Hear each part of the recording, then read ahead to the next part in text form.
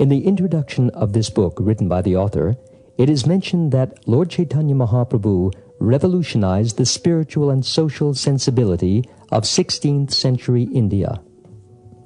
Prior to this reformation, a clear majority of the population had been gradually moving away from authentic Vedic religion. Brahminical deviations proliferated. Tantric Buddhists and other Hindu heterodoxies were increasing in popularity.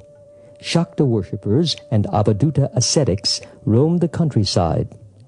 Nava Nyaya, the new science of logic from Mithila, was the predominant course of study, and the ever-present Muslim antagonism exacerbated the situation.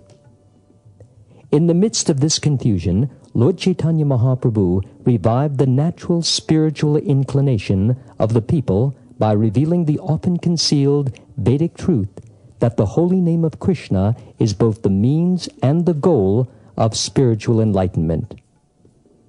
The details of Lord Chaitanya Mahaprabhu's life and teachings and the renaissance that ensued have been elaborately explored by many writers and scholars.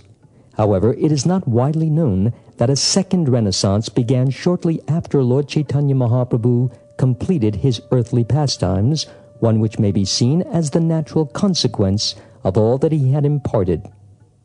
While he had broken open the storehouse of love of God, and while his 6 Goswamis had poured that love into tangible vessels by writing books, the world would not have been able to drink deep had Srinivasacharya and Narottam Das Thakur not taken those vessels and distributed them across the Indian subcontinent.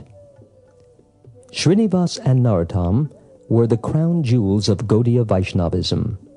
It is hard to believe that no one has presented the lives of these 3 notable personalities in the English language. While it is true that D.C. Sen wrote about them in the 1930s, he did so in a cursory form, and only Ramakanta Chakravarti has written about them since, also in an all too abbreviated fashion. This reticence is surprising, for Srinivas and Narottam were responsible for disseminating the esoteric message of Sri Chaitanya to all parts of India, which unquestionably necessitated a monumental effort.